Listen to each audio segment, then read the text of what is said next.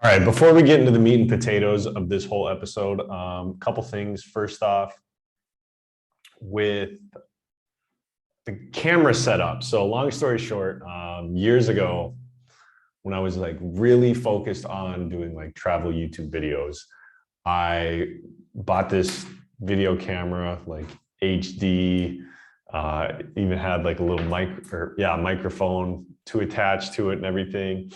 And then life happens and I wasn't making videos.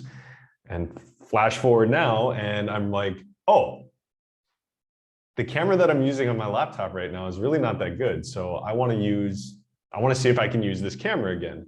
And of course, I lost the charging cord for it. Ended up having to order a specific charging cord that it could actually charge the battery for this camera. And plug it in, charge it up for a full day, half a day, whatever. And camera wouldn't turn on. Great. No worries. I had a spare battery. So I plugged that battery in and plugged it into the charger and charged it for half a day, maybe a full day, 24 hours, whatever. Take the cord out, press the power button, fire that bad boy up, nothing. So I'm like, awesome, this is great, of course.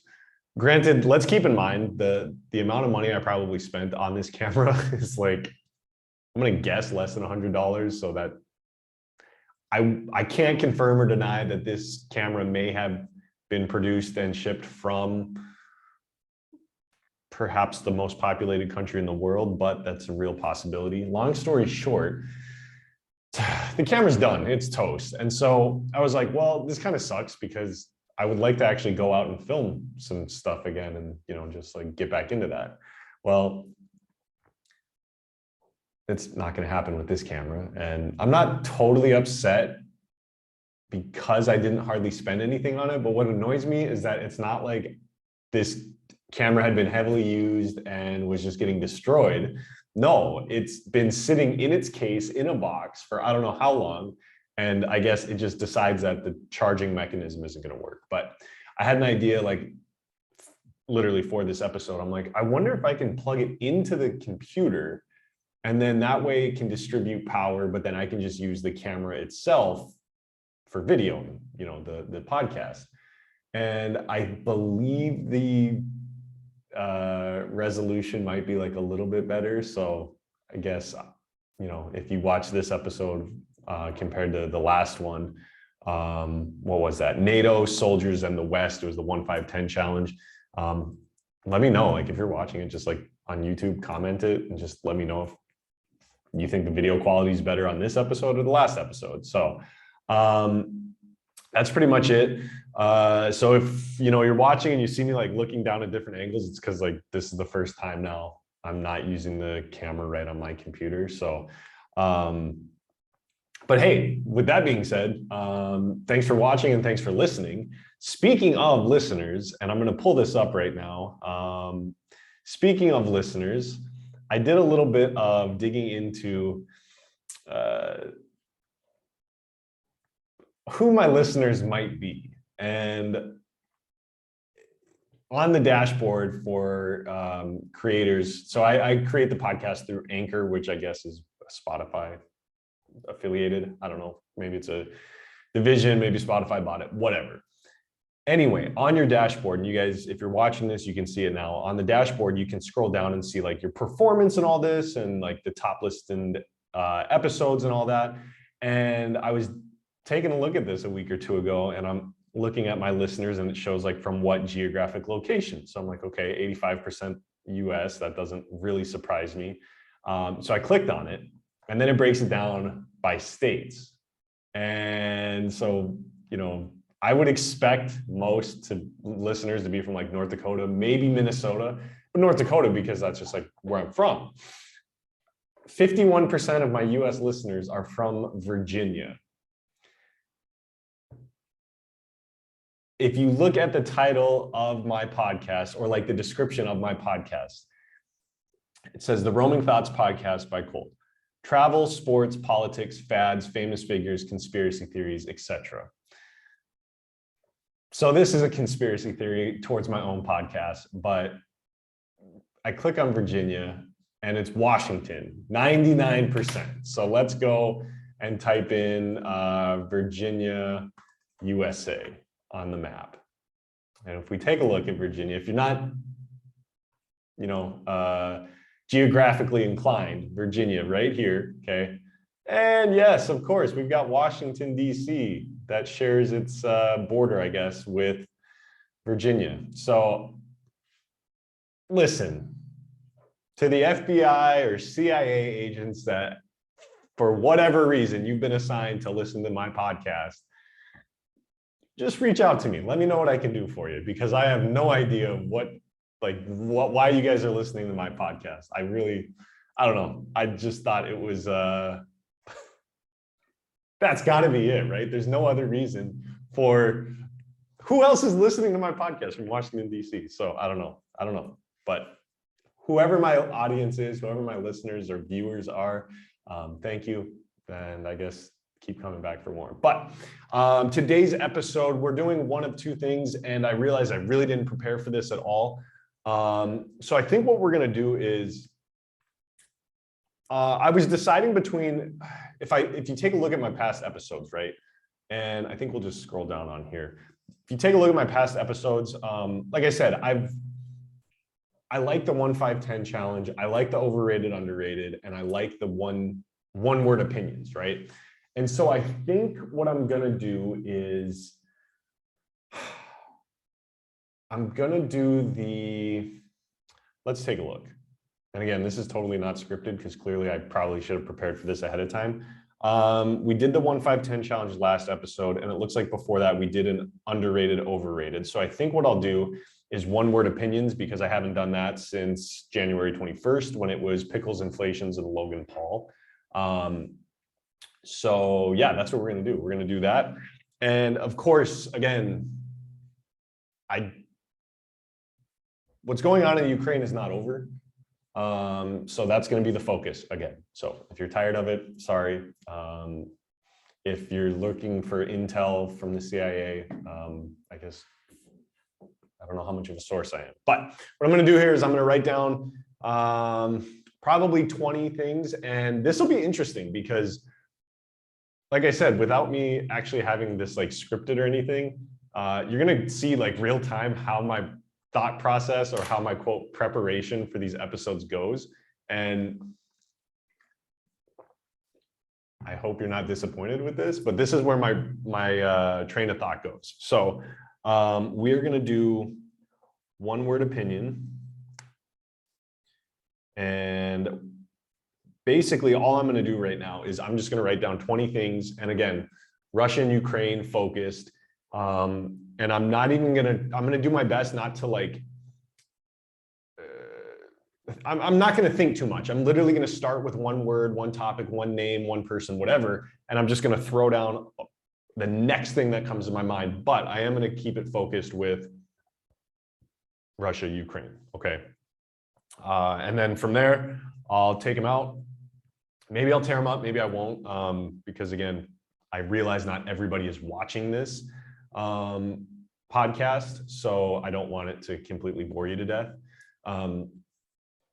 So that's what I'm going to do, and then we'll go through them, and I'll give you my one word opinion. So the very first one that's coming to my head is Zelenskyy.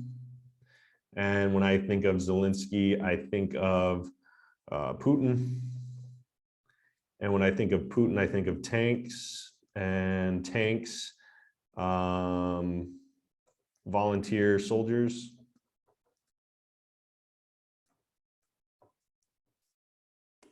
Soldiers, I'm thinking of Russian looting. Okay, if you don't know what's going on, or you haven't heard, Russian soldiers are just like the old like saying, of Vikings, like raping and pillaging, like that's pretty much what the Russian soldiers have been doing. And you can see like they're on like closed caption? I don't know. They're on like security cameras at like shipping places literally with bags of stuff that they've stolen from Ukrainian homes, and they're sending it back. And then you're even finding like the second part of that thievery, where the people are back in Russia posting on, I don't know, like Facebook Marketplace or whatever the equivalent to that, and they're doing, they're just like posting the ads, right, of DVD player or cell phone or something. And I saw this tweet from some Ukrainian government affiliated account, or maybe it was a military account or something, about how they had returned a cell phone to a 15-year-old girl that they had, I think, taken off of a deceased Russian soldier, and then basically tracked down whose phone it was and gave it back to this 15-year-old Ukrainian girl. So yeah, so Russian looting, that's where my head went. Let's see, we've got 1, 2, 3, 4, 5. We're not really too far here. So we're gonna do Russian looting. And then the next thing that comes to mind is, I guess I guess we'll just put in Russia here, Russia. And I'm gonna go Belarus, a known ally to Russia, mainly Lukashenko is a known ally to Putin. So Belarus, and my head is going to Russian oil. Russian oil, and then from there, it is going to Biden opening US oil reserves. And from there,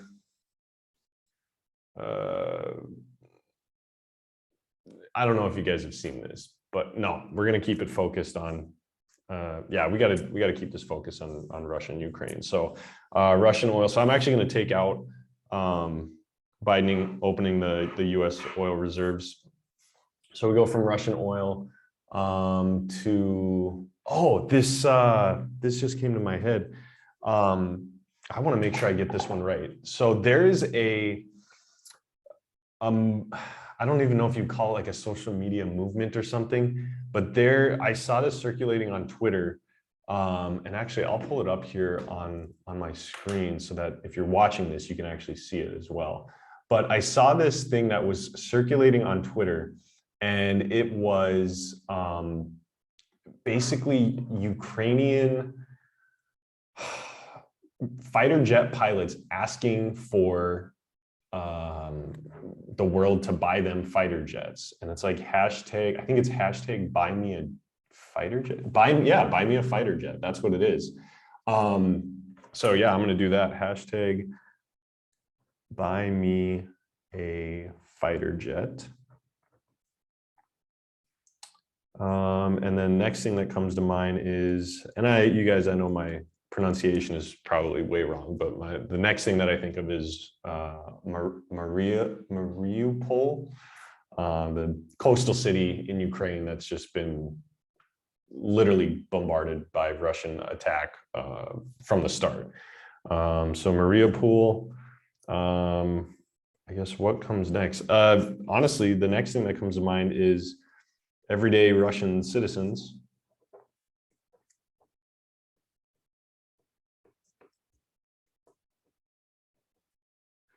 Oh, and then I'm going to have to fact check myself on this one, but Vice President of Russia. I'm going to fact check myself. Again, this might be a little bit longer of an episode. And again, sorry if it's maybe a little bit slower going, but honestly, I just started recording before I realized I hadn't even prepared this episode. So you guys get to see what this side of it is. Okay, and the reason I'm checking out Vice President, I should just put in Vice President of Russia,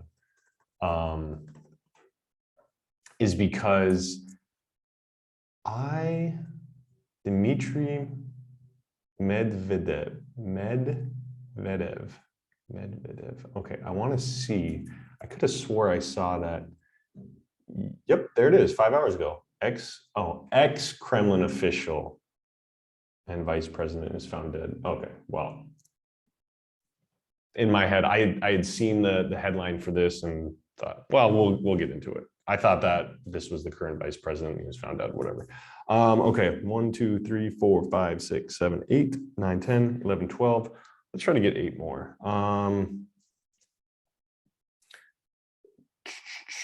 This is one-word opinions too, so I have to make sure that it's something that I can actually provide a one-word opinion on. Ukraine flag.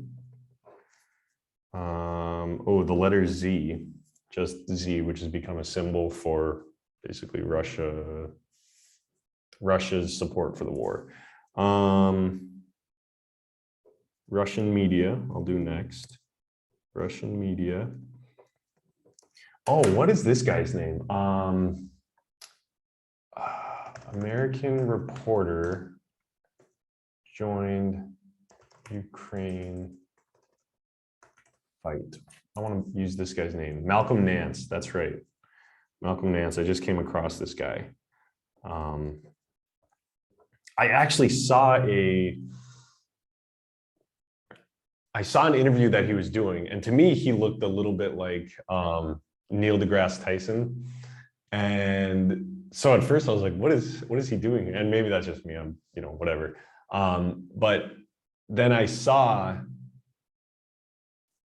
it was probably on TikTok, this interview that he was doing, and he was basically, it was during a missile strike, and he was explaining how the timing of it and how, missile strikes are being executed in Ukraine. And then literally today, or maybe it was even the day after, I saw that he joined. He was an MSNBC analyst, and now he is left, I guess, reporting to fight for Ukraine. So 1, 2, 3, 4, 5, 6, 7, 8, 9, 10, 11, 12, 13, 14, 15, 16. Let's think of 4 more. Again, I'm just going to throw a couple in here. Some ones that topics or organizations or groups that we previously talked about. So NATO, EU, my head is then going to Finland and Sweden. So if I remember right, let's take a look at my dashboard here. My listeners, let's go back out to United States. I have less than 1% of my listeners from Sweden. So, and they're from Stockholm. So to the one person that lives in Stockholm listening, hello and thanks for listening. Okay. All right. So here we go, you guys. We've got what did I say? 20, 2, 4, 6, 8, 10, 12, 14, 16, 18, 20. We've got the 20. We're going to tear them up and we'll make it random. So.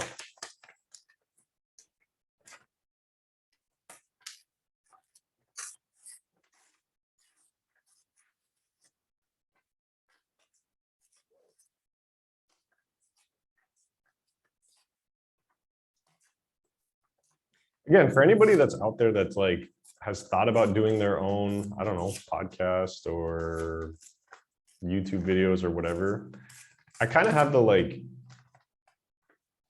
Mr. Beast / Gary V mindset of it, where it's just like, just do it and whatever. I mean, if you enjoy doing it, just do it, right? Because honestly, when like I first started making travel videos, I think I was more focused on like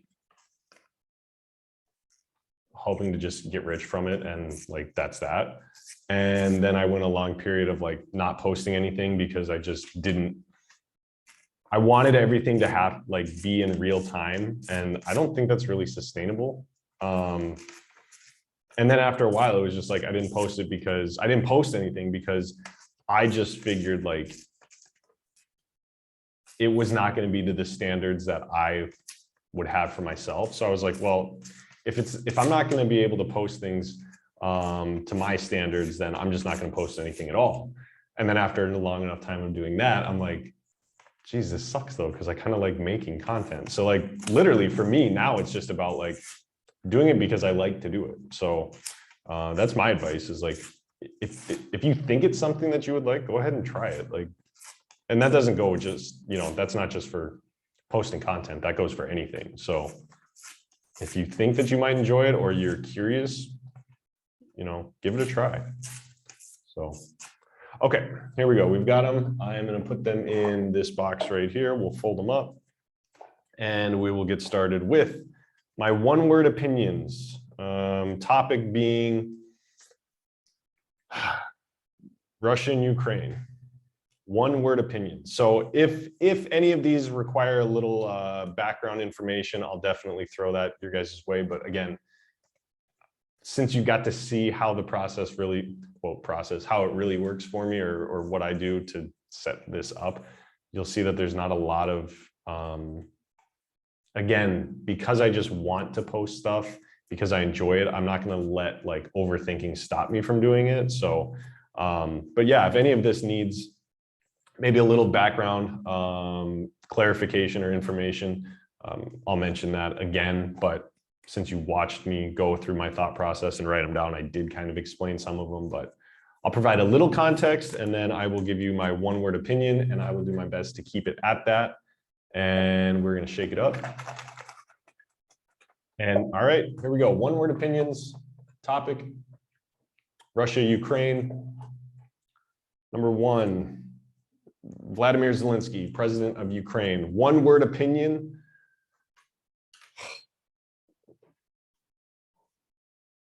One-word opinion. Geez, how do you find the right one word for a guy like that? Vladimir Zelenskyy, one-word opinion.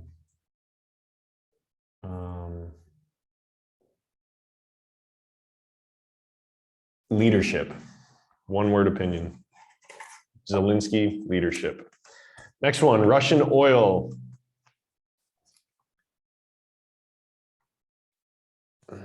Russian oil.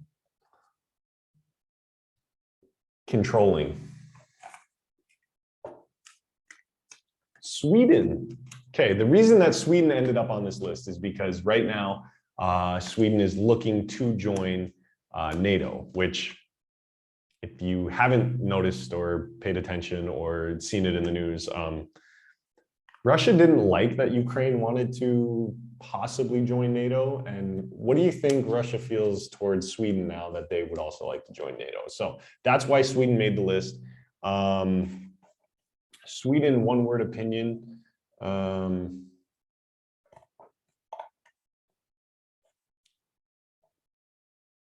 And I can't even give you guys a explanation behind it, but I will say Sweden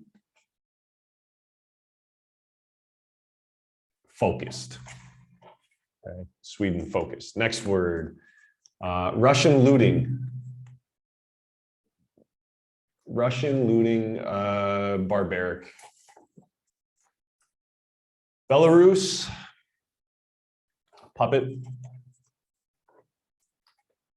Vice President of Russia. Again, this was because I had seen in a headline that VP of Russia found dead in a, whatever. So this was a little out of context. If you're watching this podcast episode right now, we just saw it. I pulled it up. Turns out that I was misunderstanding, or I didn't read carefully enough in the little snippet of the article I saw. I thought they were talking about the current vice president, but VP of Russia, handpicked. If that's one word, I think. I'm going to look this one up. Handpicked. Handpicked is one word or two. Someone is handpicked. Yes, looks like it's one word. Okay, so VP of Russia, I'll say handpicked. There we go. Next one. Hashtag buy me a fighter jet. Heartbreaking. Is heartbreaking one word or two?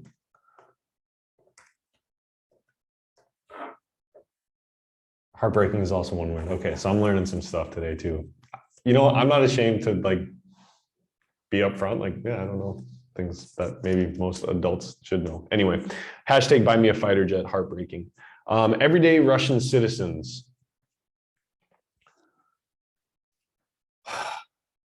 Everyday Russian citizens.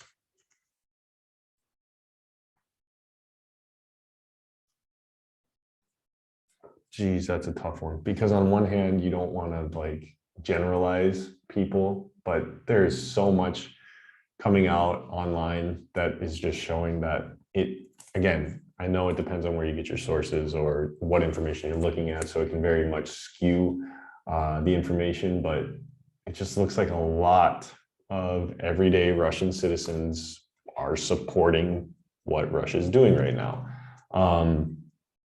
Like I said, one thing that I think about this whole war is oftentimes you can argue. I'm a firm believer in having somebody always play devil's advocate, because again, it opens up your mind to a different perspective, or it challenges your position on something. And so I think that that is important so that you avoid like this groupthink mentality. But this is something that's going on in the world that I think is very black and white, that there is a right and a wrong, and it's very clear to see that Putin's actions towards Ukraine is just wrong. There's no justifying it. I'm sorry. That's my personal opinion. That's my thought on that. Is I don't think that this is. I don't think you can argue it or try to justify it. You can, if you watch Russian media, you can hear their perspective, which to me is very fascinating. Because it's almost like when it's so blatantly right and wrong like this, it's just mind-blowing to watch these Russian news channels talk about or debate or spread that propaganda. And I sit there and I watch it and I'm like, they look like they really believe what they're saying. And to me, that's just such a, like, I can't even comprehend how deep that misinformation has to be for people to just wholeheartedly believe what they're saying. Either that or, state-owned media has the best actors in the world. Okay, I don't know. But getting back to my one-word opinion on everyday Russian citizens, I'll say sad. That's what I'll say. Sad. All right, let's see, 2, 4, 6, 8. We're 8 in. Next one, Mariupol. Again, if I'm mispronouncing it, I'm human. Mariupol. Again, and for those that are, watching on YouTube, or I guess you can watch this on Spotify as well. So for those watching on Spotify, let me pull up a map so that you guys can see. Mariupol is located on the southeastern portion of Ukraine, and port city, strategically advantageous for a lot of reasons. But there you see it, and within Ukraine itself, you've got Ukraine, and there it is right there. And of course, Russia just to the east. So Mariupol. One word opinion. Symbolic, I guess I would say, symbolic. After I just said, it's strategically important too, but I think, again, with only giving a one-word explanation, symbolic. Malcolm Nance, yes. So Malcolm Nance, again, is the MSNBC analyst, reporter, correspondent, whatever the official term is, NBC employee that has decided to leave his reporting duties and is now joining the fight for Ukraine against Russia. So Malcolm Nance, I'm going to say one-word opinion.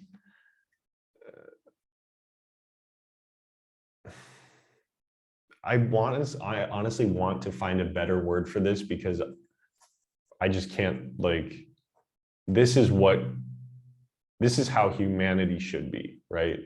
When this is a sacrifice, because I haven't read into much of his decision behind this, but if I were to venture a guess, I would say he was reporting within Ukraine for so long, or not even so long. He was reporting within Ukraine and he was seeing firsthand what was happening. And he just reached a point where he morally needed to do more. Yeah. So I guess the one word, again, it's not a big enough word, but I would say inspirational. So Malcolm Nance, inspirational. Okay, next one.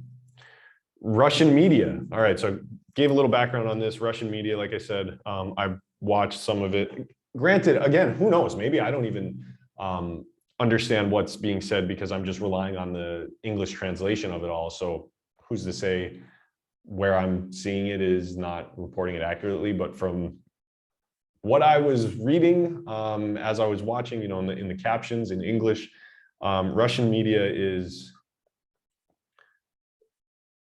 jaw-dropping. That's what I'll say. Next one, Finland. Okay, just like Sweden, Finland is also making their bid to join NATO. For those, again, that may be geographically disadvantaged, I'll pull it up for you here if you're watching. You can take a look where Finland specifically is in relation to the rest of Europe and as well as Russia. They border, their whole eastern border is shared with Russia, and they are now wanting to join NATO. But again, we saw what apparently, you know, NATO was the straw that broke the camel's back for Russia when Ukraine wanted to join NATO.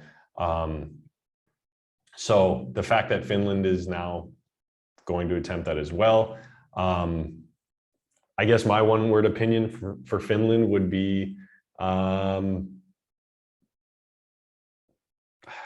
think I already used the term brave, so I don't want to use that.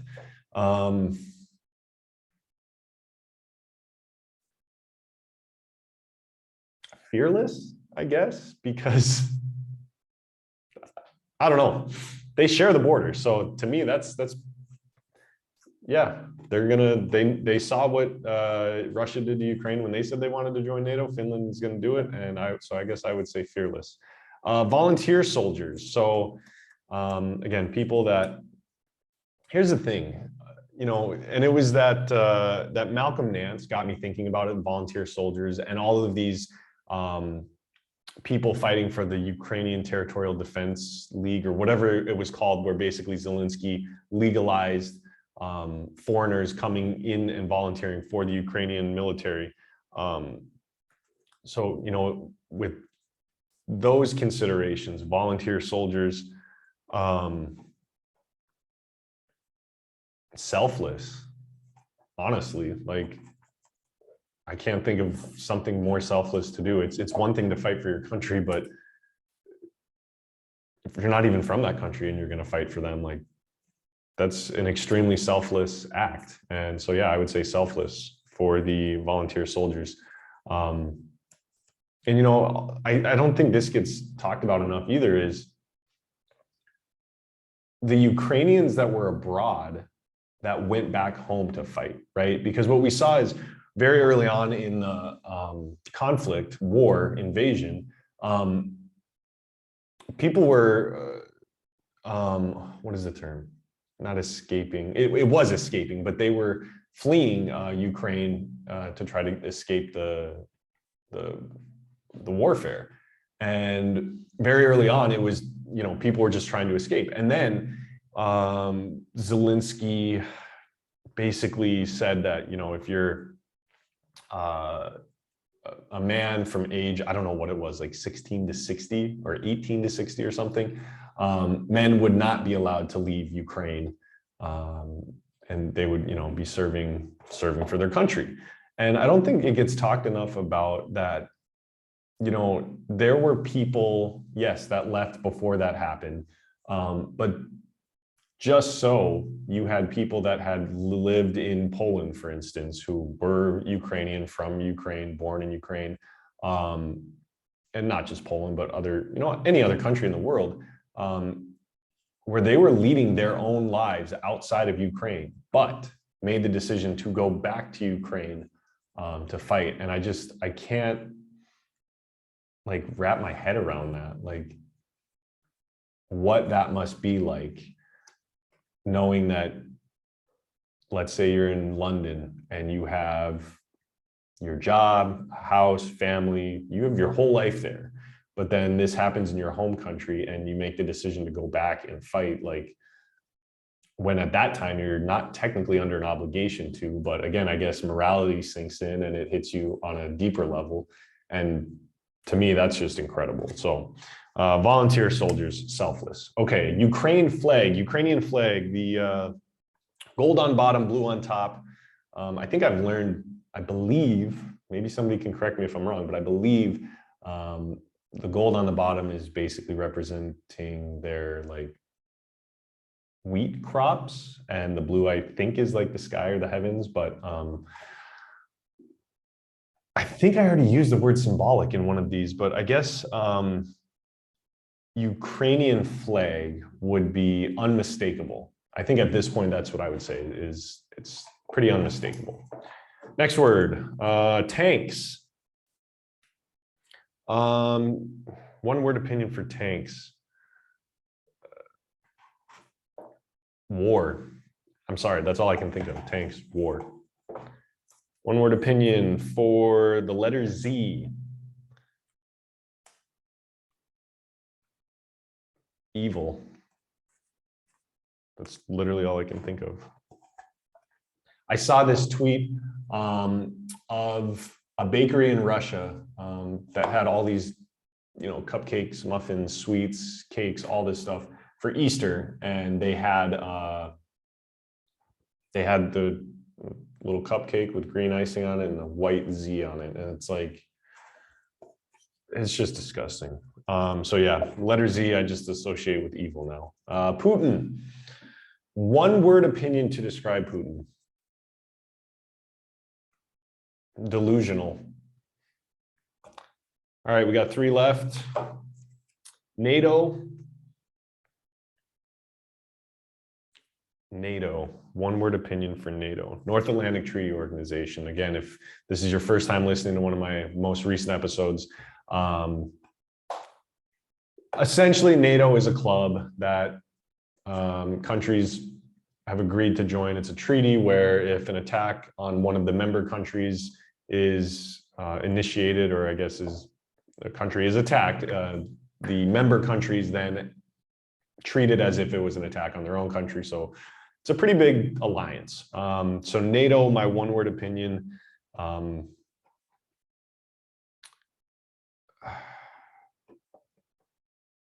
geez, one word opinion for NATO. One word opinion for NATO.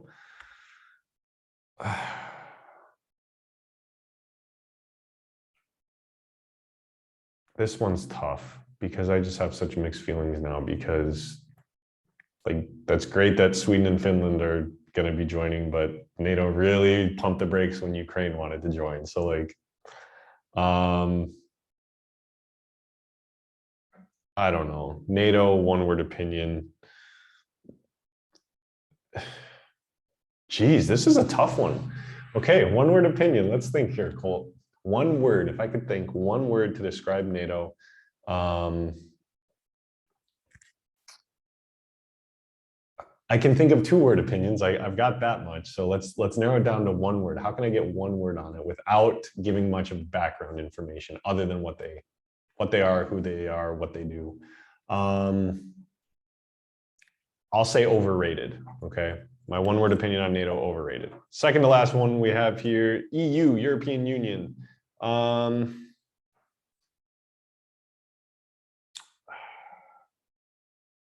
I see 2 word opinions are coming to my mind, not one word opinion. EU.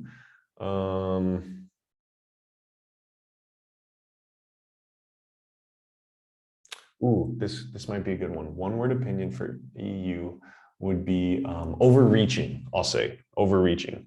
And my last topic for one word opinion is Russia. One word opinion on Russia.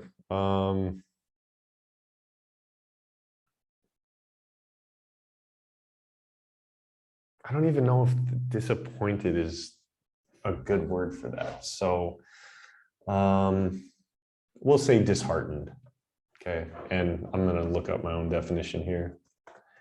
Disheartening. Causing someone to lose determination or confidence, discouraging or dispiriting. I'll go with disheartening. And unfortunately, I can't get into an explanation as to why, but those are my one-word opinions on the Russian invasion of Ukraine. Again, a little bit longer of an episode, I realize that, but definitely let me know how the video quality was if you're watching it. If you're listening to it, that's cool. Thanks for listening. And yeah, we'll catch you on the next episode. Again, I just have this feeling like I just want to keep talking about this because I don't want it to lose attention or lose traction, because quite frankly, this is something that never should have happened. I know I've talked about how,